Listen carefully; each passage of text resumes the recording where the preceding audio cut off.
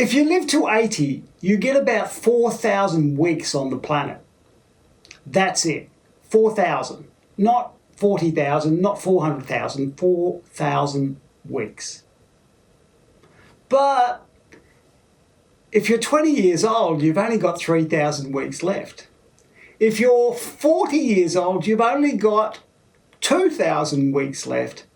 And if you're 60 years old, you've only got 1,000 weeks left. That's not very long, and it presumes you make it to 80. Suddenly, time doesn't feel so abstract anymore. A week seems like I can get my head around a week. I know what a week feels like, and I've only got 1,000 of them left. All of a sudden, life seems pretty urgent. This idea comes from Oliver Burkeman's book, 4,000 Weeks, Time Management for Mortals. It completely changed the way I look at my work, my life, and my time. Here are the 5 lessons I took from this book and how it might help you decide to spend your remaining weeks. Burkeman starts with a simple but shocking truth. Most time management advice is built on a lie. Yep, a lie. It implies that if you have the right app, the right planner, the right system, the right whatever, then you'll get it all done. Plus, you'll feel organised, you'll feel calm, and you'll feel in control of your life. That's a lie because it never works. Your to-do list always fills up. Your inbox always fills up. Your projects and your dreams always grows. You will never get it all done. Burkeman calls this the efficiency trap. The better you get at getting things done, the more you expect to get done, and you think it will free you up with time and space in your life, but all it does is invite other people to contribute their priorities. Let me be honest. I've been obsessed about productivity and efficiency for most of my life too. I've run courses on it. I ran Project Done for 3 or 4 years, helping other people get their stuff done. I wrote 4 books on productivity, Done and the 2 Weekly Dones and the Done Game Plan.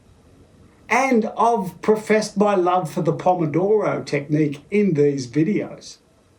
And I still manage my day in 30-minute blocks in the belief that it will help me get more done and ultimately get everything done. But even as I was getting more done, I felt like I was getting further behind. And worse, I didn't feel better. I felt more anxious and more stressed about getting things done. I worried about wasting a minute here and 30 seconds there, and when the computer didn't start quickly enough. I even stressed over my meditation timer taking too long to load. Life speeds up and we sprint after it. Burkeman helped me see the real problem here. I was trying to conquer time like an opponent in a football game, when I should have been managing as if they were a companion to live my life with. Here's what the book suggests instead. Accept your limitations. You will never read every book. You will never reply to every email. You won't master every skill or chase down every dream. But here's the good news. That is strangely liberating. Because once you accept that you can't do everything, you might just focus on what truly matters to you.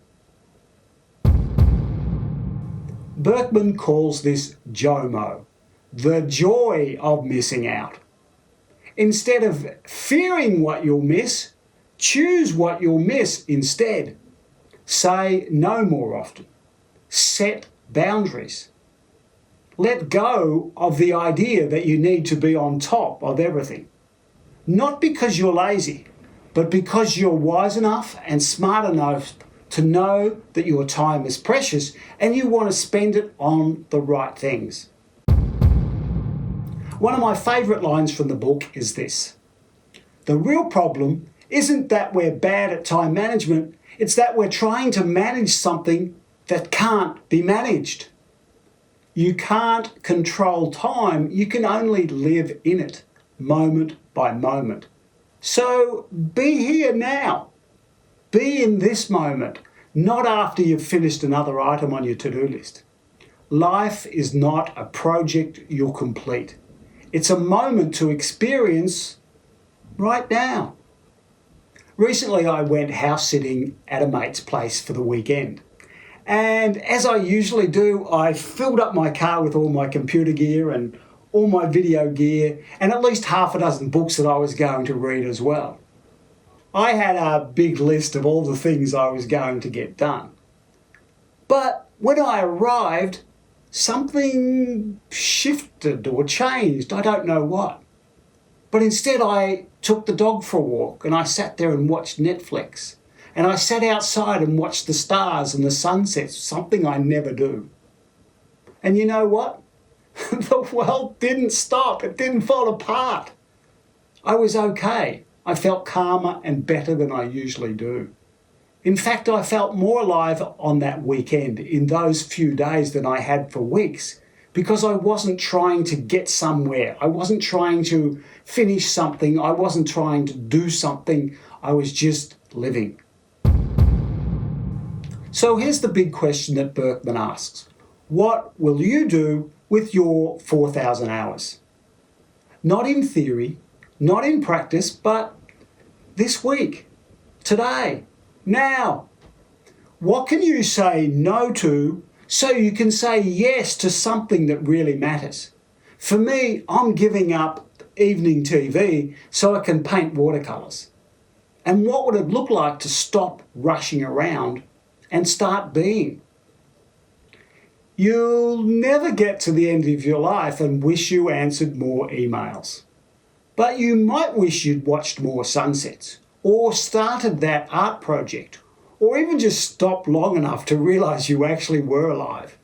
If this resonated with you, then here's your invitation. Don't just manage time. Honour it, choose it, and live it. And if you'd like more videos like this on creativity, living true to your values, fulfilling your purpose, and having a great life, then click the like button and subscribe. Because your time, it's the most meaningful thing you've got.